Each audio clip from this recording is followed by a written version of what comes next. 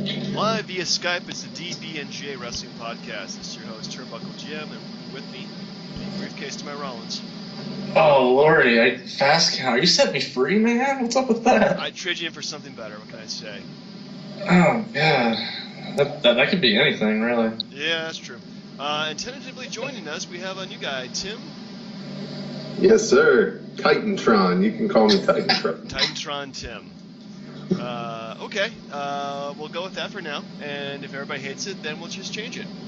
Okay. Oh, like fast counts or turnbuckles any better? No, but it's like Roman Reigns' push there. It's just kind of died on its own.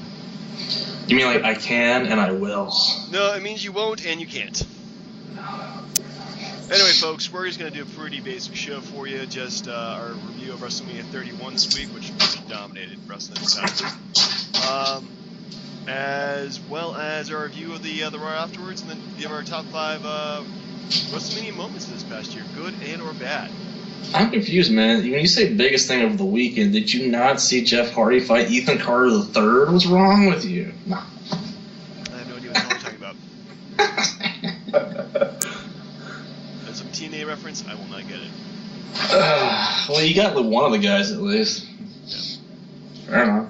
Anyway, let's go ahead and get started with WrestleMania, live from... That's a good question. Where was it? Yes, Santa Clara, California. Levi Stadium, attendance of 76,976 probable people. Did you guys watch the whole thing, including the pre-WrestleMania matches too? Yep. Okay. They're like who? So did you guys sit through the 2 hours of the pre-show? Like I couldn't do it. Like there's no way. I sat through like 1 hour of it. I actually went back and watched the tag team match just to check it out. Okay. So do you want to run through that first? Yeah, let's go ahead and do that. Starting out, we had Tyson Kidd and Cesaro with Natalya defeated the team of the New Day, or the Boot Day, I should call them. Los Matadores and the Usos, Jimmy Uso and Jey Uso. Though it was mostly either Jimmy or Jey. I forgot which one's injured. I don't know if it really matters, right? Yeah, I'm not sure.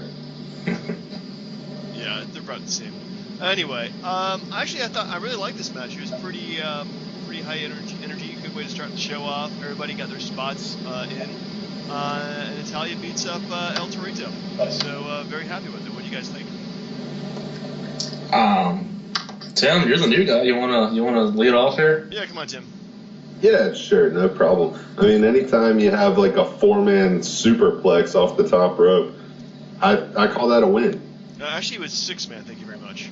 Oh, okay. See, I can't even count. Wait. Okay, so I got a question. I guess go to anybody here. So the 2 matches on the pre-show, would you have rather had either of them on the real show in place of the Rock and Ronda Rousey thing? Maybe the tag team match, but that was about it. Okay. Could stay on the pre-show for all I care. I feel like Triple H sold more for her than he did Sting, but we'll get to that. Anyway, so next up we have the Big Show winning the Andre the Giant Memorial Battle Royal, last defeating Damien Minow, who should have won the title, trophy, whatever you win this stupid thing. Apparently it's not a push, so anyway, the thoughts on that one? Alright. You know, I think I sent you a message about this. I feel like Andre is proud of his son, right? He's tearing off his shirt right now. Yeah, totally proud of his non-existent son who doesn't exist. Yeah, I think just giving it to the Big Show was just a stupid mistake. That's obviously there's some reward for being with the company for so long, but really you got to use it to build the guys, and that's not what they're doing with it.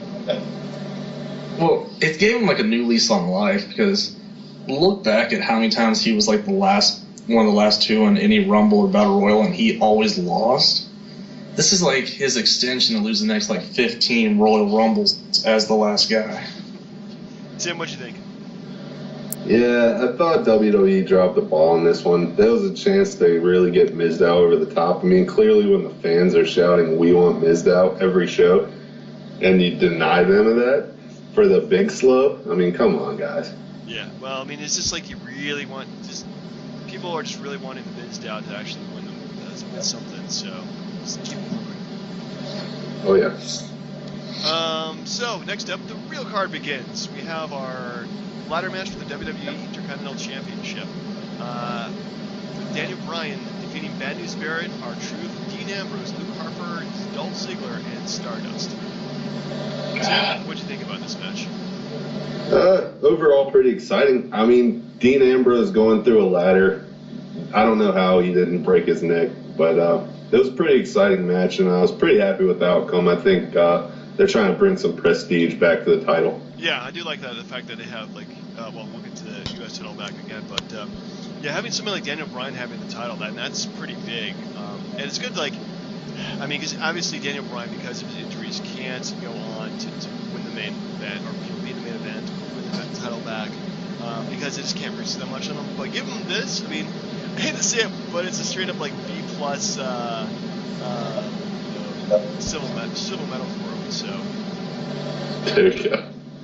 Brian, what you think? Okay, I do have an issue with something. If they didn't think he couldn't handle being the main event, why would you stick him in a ladder match? True. And having the ending where him and Dolph Ziggler just trade headbutts for 5 minutes, that's pretty risky too. But yeah, I don't know. If it's part like a ladder match, like there was like a couple sick bumps. There was Dolph Ziggler, but Dean Ambrose obviously going through a ladder. Holy crap! But other than that, I mean, it seemed pretty safe. Yeah, it didn't seem like a lot of the guys had. I mean, it's a traditional thing where everyone had their own spots, but it didn't seem like it wasn't. It's not the best ladder match they've had in a while. No, it's definitely not. I mean, there's been some much better ones. Like Money in the Bank last year was just a lot better than this one. Yeah. But my only real thing is, like, I think we're drinking the Kool-Aid here, man. Just a slight bit. It's like, instead of giving a main event guy that kind of belt, how about you give that belt a freaking storyline and people would be interested in it anyway? Yeah, that's true. I mean, they had like Ambrose chase the belt, which is pretty cool. So until the next night, right? But yeah, really. Anyway, moving on. We have Randy Orton defeated Seth Rollins, Joey Mercury, and Jamie Noble. Thoughts on that one? Oh, who'd you direct that to, sir? Either one. You guys fight it out for my own amusement. Go ahead, Brian. We'll just alternate. How's that? Oh, man, I know he'd beat me anyways. First off, James, do you have the predictions we had last week? Oh, we do need to bring out predictions again, just so we can embarrass ourselves with who predicted what. Of course, I'm always right, you are always wrong. I think I got it pretty right this time. Actually, I think you pretty much caught it on, like, spot on. Okay, so let's go back to the beginning here. So, the tag team match, we both actually had Tyson Kidd and Cesaro. Boom. The Battle Royal, we both choose Mizdow, so we were wrong at that one. Randy Orton versus... Wait, what about the ladder match? Did you have the ladder match? Yeah, the ladder match, I picked Dean Ambrose, you picked Daniel Bryan. Oh. Damn, I thought it was undefeated. Damn. Yep. No, but okay. So this match, oh my god, it's so weird because on stuff like this where literally like no one's listening, I sometimes question how happy I should get about stuff. But I nailed this. Come on, I nailed this. You really did nail it. Congratulations. It actually was really good. I mean, it felt like a shorter match than it actually was, but I thought it was pretty good overall. Well, the RKO at the end was like insane. Like, I'm not the biggest Orton fan, but by God, they found like new ways to like make the same move look amazing. It's great. Well, let's go back and look at how the diamond cutter was used, like a jillion different ways. I mean, you could totally do it like a 1,000 ways, and it still looks cool because it's always from out of nowhere. But who did it better? What was that? Who did it better? DDP, because he was originator. Yeah, fair enough. Well, Tim, what are your thoughts on this match? I thought it was pretty good overall. I mean, like you guys, I love the catapulting RKO. Can't complain about that at all. No, that was definitely very different. Yeah. All right, so we come in. I'm sorry, it's so good because it sets up just like WrestleMania 10, but we'll get to that. We'll get to that in a second. Anyway, so next up we have WWE versus WCW. Triple H defeated Sting in a pinfalls and submissions only match, which I guess they only kind of announced at the pay-per-view. So that's why everybody and their mother was allowed to interfere in this match. Yeah. Tim, what are your thoughts on that?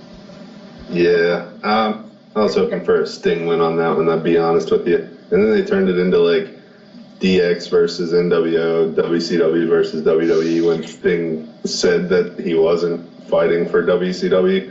So that never made sense to me, but I see why they did it. But I wasn't a fan of the way it ended. Yeah, I wasn't a fan of that either. I did like they should have done DX versus NWO like 10 years ago, and it would have been cool then. Now it's just like, well, we're just running one big nostalgia trip at this moment. Dude. Oh my god, I fucking hated that match. Like, okay. First, like Tim said, it's been 14 years. Sting spent just as long in TNA as he did in WCW. But no one gives a shit because TNA doesn't exist. Nope, it doesn't. Right? What are you even talking about? Yeah, exactly. It's that place, I don't know, down south that Jeff Jarrett couldn't hold on to, but, like, okay. I kind of got where they got the stipulations for the match because Triple H hasn't wrestled a straight up, like, normal match in, like, 7 or 8 years. You can go back and look. It's been a long time. I think not since Randy Orton WrestleMania match, I think. What happened with Daniel Bryan last year? I thought there was some kind of stipulation to that. Well, the stipulation was if Daniel Bryan won, you got to be the main event. Well, okay, then I stand corrected. But it's few and far between. But yeah, he doesn't do very many straight matches anymore. The whole thing boils down to whether Sting wrestles again. Because there's no, like, was this something was he that desperate or just that content on just appearing at WrestleMania and losing to Triple H, who didn't need to win at all? Like, it's crap. It's total crap.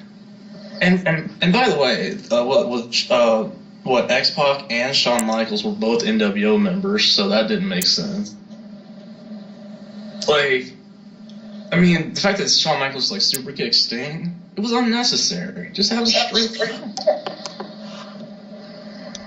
Yeah, quite unnecessary. Anyway, so moving on. Past your tangent.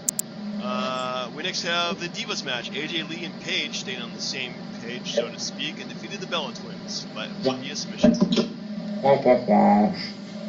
That's a nice pun, by the way. Yeah, I kind of thought they should have had a longer match, but I mean, it was good for what it was. Yeah, I mean, I didn't mind it in terms of Divas match. It was pretty short, sweet, and everybody was pretty much into it too, which is good. I think AJ Lee and Paige are both over. And really should be doing a lot more to bring out the Divas division. Tim, what do you think? Yeah, I mean, typically I'm not a fan of the Divas matches of the past. It seems like they're trying to get better here lately. They're increasing their move repertoire and making it a little more exciting.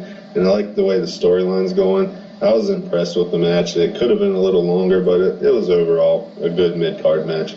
Yeah, I definitely agree with you there. I mean, there's definitely they're doing a lot more with the Divas. I think these days they're actually giving them time to wrestle, which is good, and developing the storylines. So, I mean, if you look at the girls in NXT, I mean, if I was in the main roster, I'd be freaking frightened. See what they can do. So yeah, give them time. Let them do some good matches.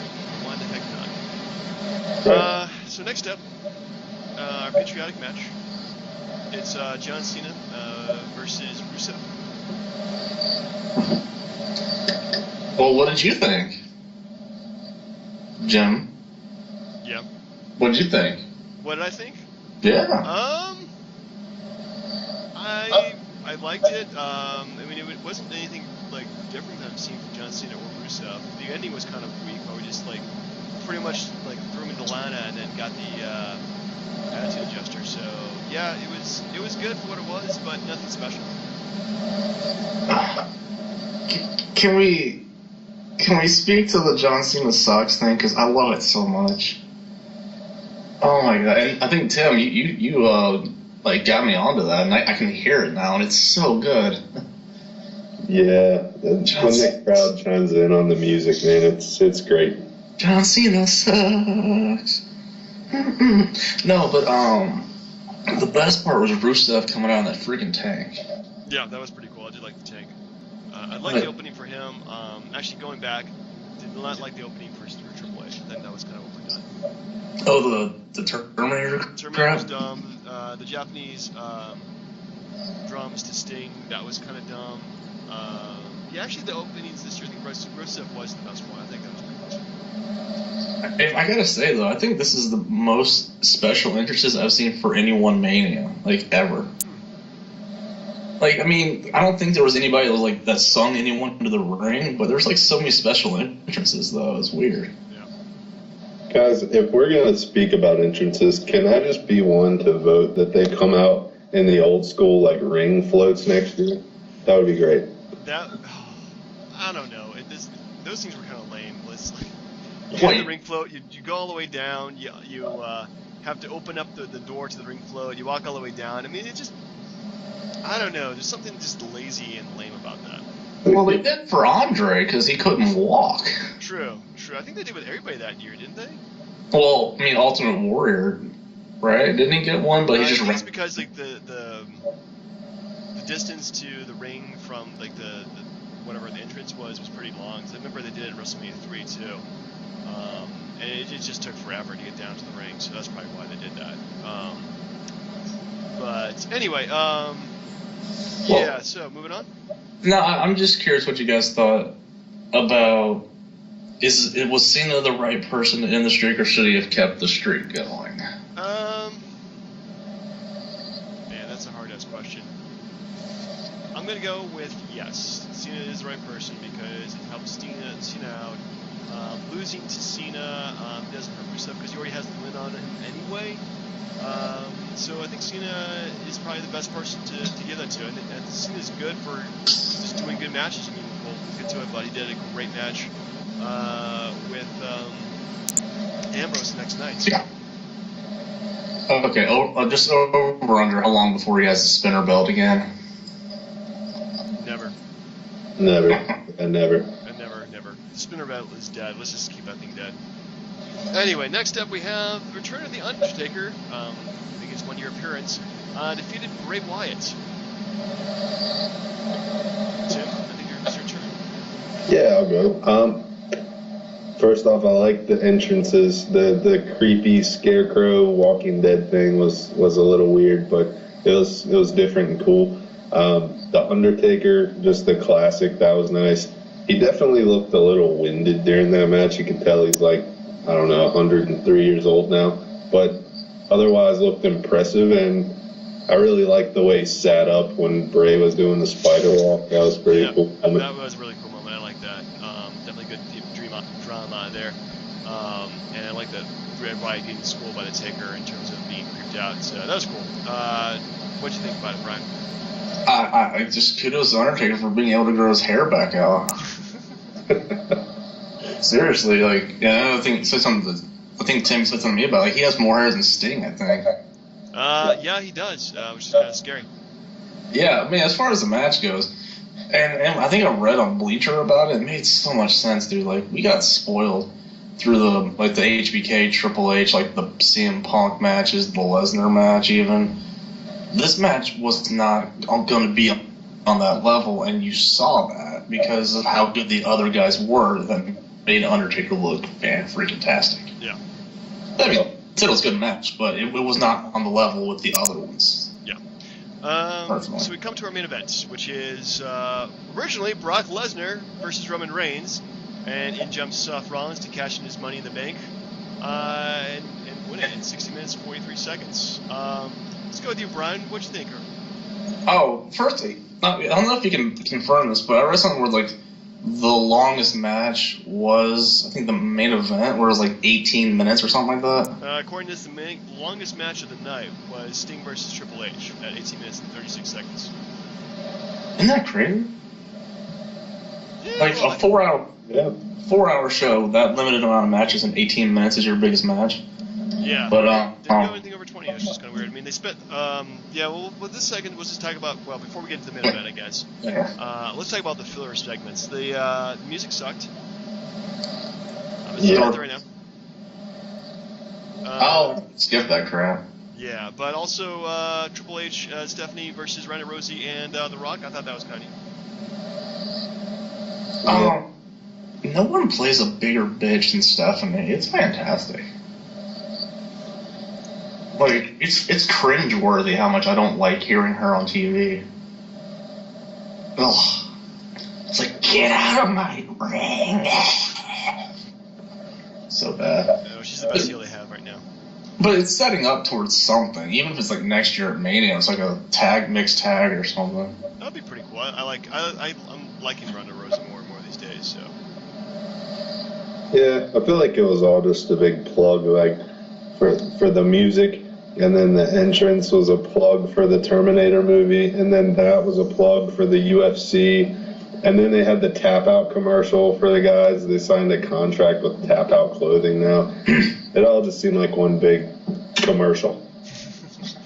Well, that's what they do. It's called cross-branding. It's not commercializing it. That's true. I didn't think they'd mess with the UFC because they have CM Punk. Maybe they made a deal, like, we'll get Ronda Rousey, we'll get CM Punk, we'll get to switch them back and forth. Dude, I'm telling you, if Punk had showed up last night, they would have easily been the best Mania of all time. It would have been huge. Anyway, so let's go back to the main event. Brian, what do you think about Seth Rollins winning the match? Well, first, I'm not trying to drag it, we need to break this in half, because it was two different matches completely. Oh, agreed, yeah, it was two different matches. It Right. was just an ass beating by Brock Lesnar, and then it was a different match. Oh my god, they beat the crap out of each other. Like, you saw the next night how Lesnar looked? Yeah. They beat the hell out of each other. Like, granted, I mean, people weren't really into Roman Reigns, but the fact that he took that ass whooping and he gave an ass whooping, I think he got some of the fans back. Yeah, but not enough of them. Yeah, I think his star is like, he really needs to have something to push him up, because now he just feels like damage goods right now, if you ask me. I agree. So, Tim, what you think? Yeah, I mean, what else describes it more than Suplex City, bitch? Yeah, so that's pretty much my thoughts. Suplex City, and I like the fact that he smiled back at him and gave him that, come and get me grin. Yeah, I did like that everybody kind of lashed on Suplex City, and then he just acknowledged the fact that the fans were just into that too. Yeah. So anyway, letter grades for WrestleMania. Brian, what'd you give it? Oh. Dude, I want to not remember the Sting match ever happened. Can I do that? Yes. Then A+. A+, okay.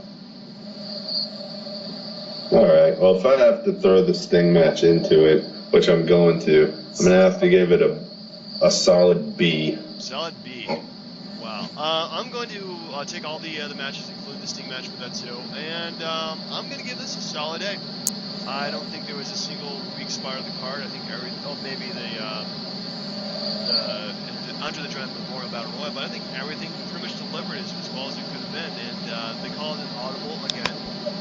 They had somebody else win the belt, and it worked perfectly for them too. It didn't feel like a bad ending at all. Yeah, it accomplished what they wanted. They got the belt off Lesnar. They kept it away from Roman Reigns. It went back to a full-timer, and everyone hates Seth Rollins. Yep, everybody really hates. I mean, honestly, the guy is probably the most talented heel they have. So no problems with that at all. So let's go ahead and do our top 5 WrestleMania moments right now. Starting with Tim, since you're the new guy. What's number 5? Good or bad? Number 5. I'll say good, and I'm gonna say good only because it was good to see him, not good to watch the whole thing. I'll give that to Sting being there. was, I mean, it is kind of feeling surreal with Sting being in the WWE now, but yeah, I think that was probably, for me, the most surreal match, I guess, having a WrestleMania and having Sting in it. Granted, it's 50-some-year-old Sting and not the 30, 20-year-old Sting, but still very cool. Ryan, number 4? Oh, wait. Oh, so, okay, so we're doing 5 total. Yeah, doing 5 total. Let's not do 5 each. That would take us forever. Oh, yeah, that's true. I like the fact that Scott Hall took a freaking bump like he did, where like he was going for the Razor's Edge and then like got reversed and he did a flip and landed on the apron or something. Yeah. It speaks a lot to like how far he's come from his like rehabs and recoveries and everything. Yeah. So I've seen them now they're in sober.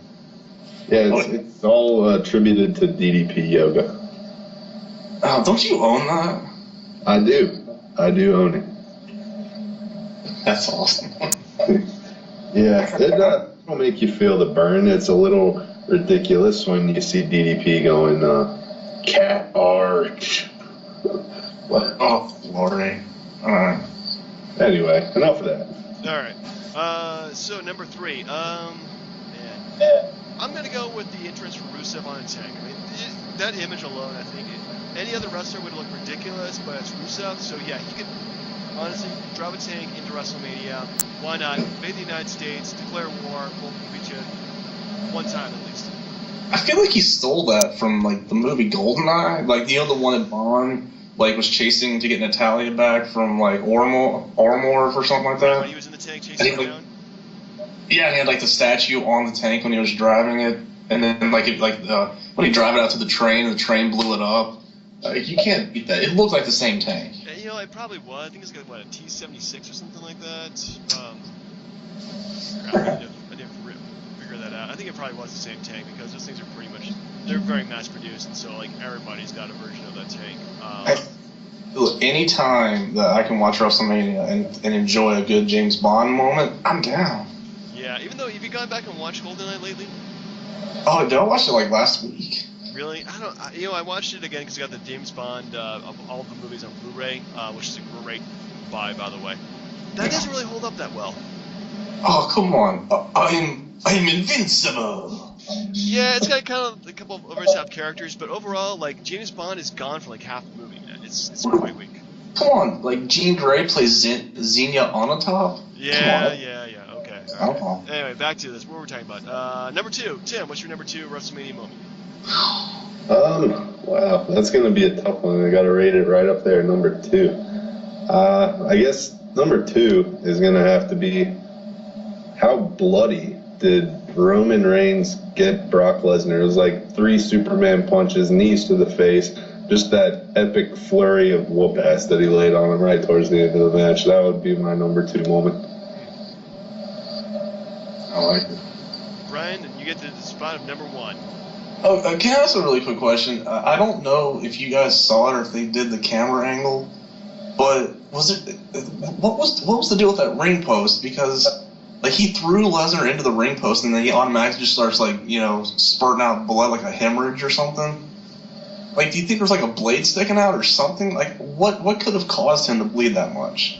Actually, the rumor was that he was bleeding. Whether or not he really was, no, I have no idea. It added a lot to the match, don't get me wrong. I was just curious how a ring post would do that to somebody. Dude, easily number 1, Seth Rollins. Like, holy crap.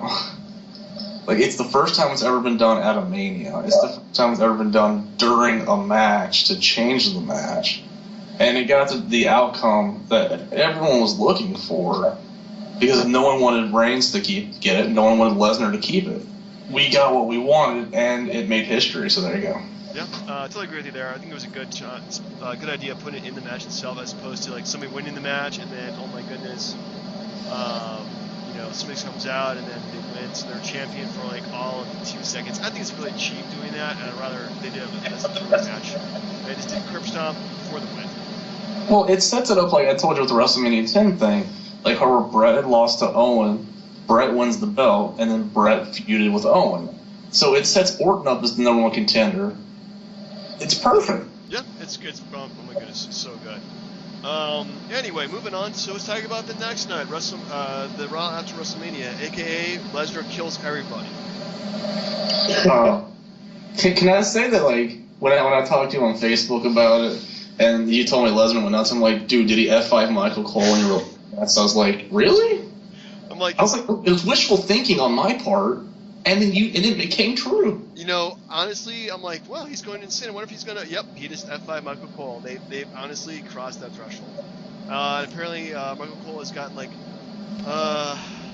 fractured his cerebral spine or something like that. Some WWE gobbledygook. So hopefully he'll be out for a while. Maybe replaced by somebody else with maybe a better voice. Yeah. Well, I think no matter what the voice is, if you're saying hashtag anything, it's going to be annoying.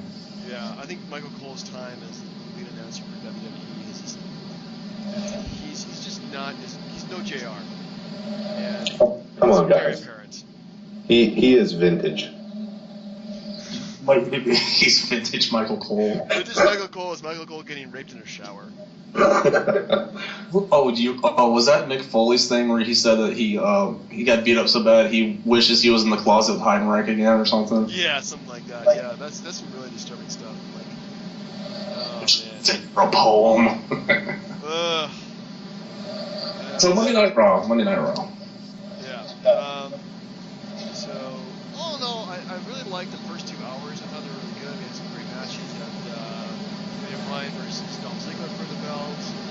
We have Brock Lesnar throwing the biggest temper tantrums of all time. It's been fantastic. We have a great match, Dean Ambrose versus John Cena. I thought that was phenomenal.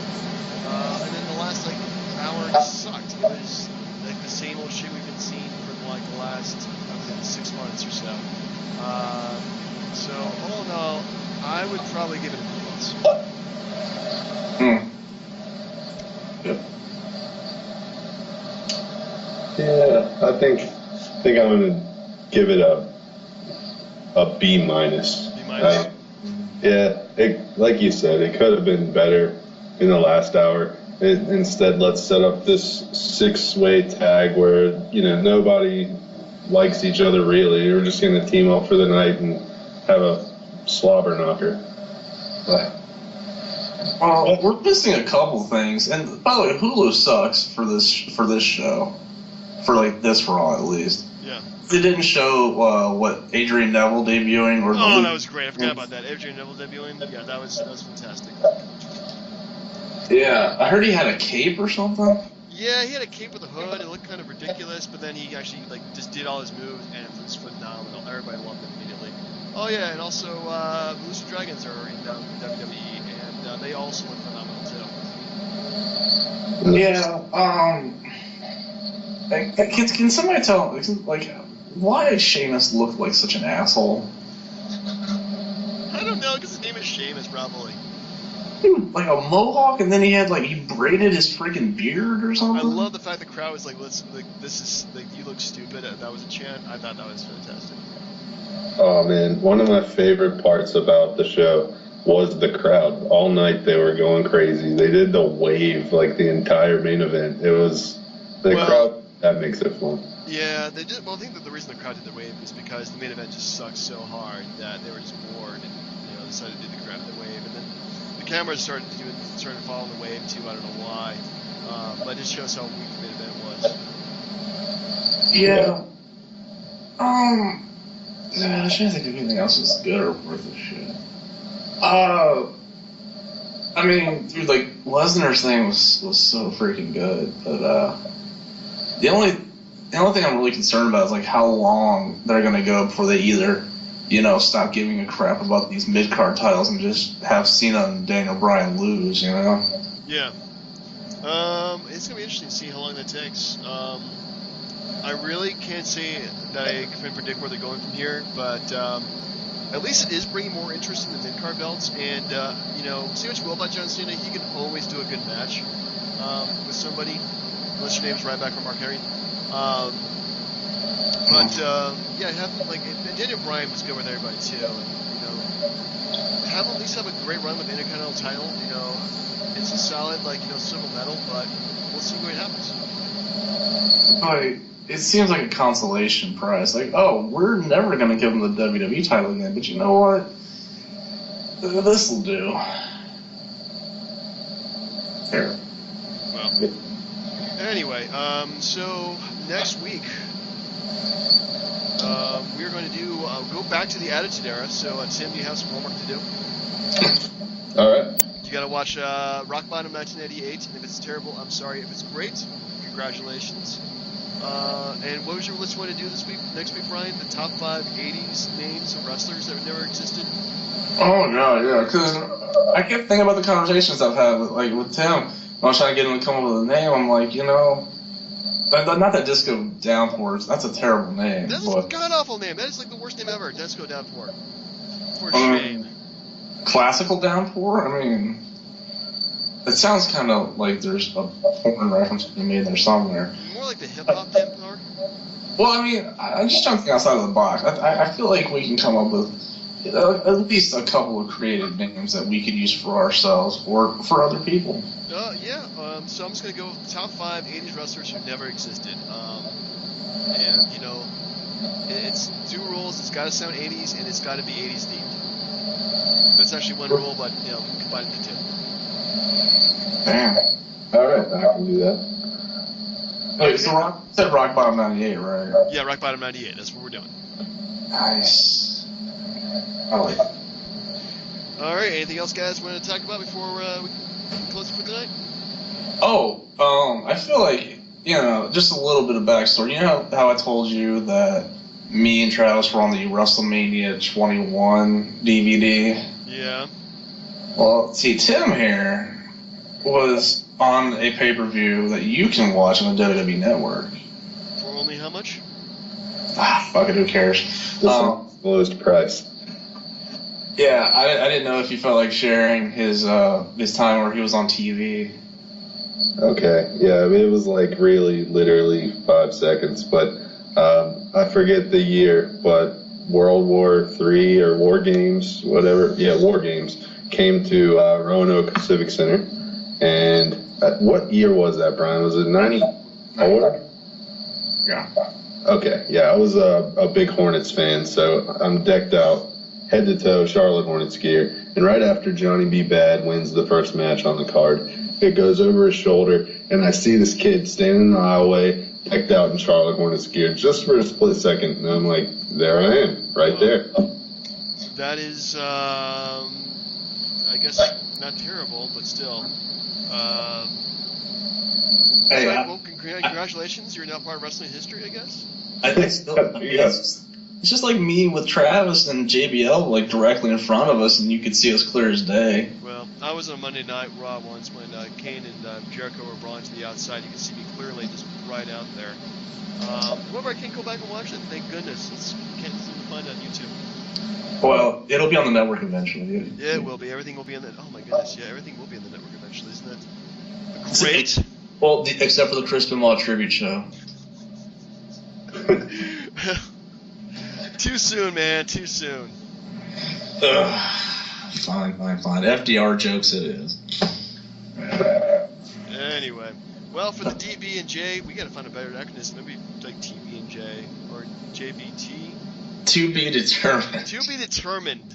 Anyway, for this wrestling podcast and whatever we call ourselves in the future, I'm Turnbuckle Jim. Facts count. And Titantron. Titantron Tim. All right, guys, we'll see you next week. Later.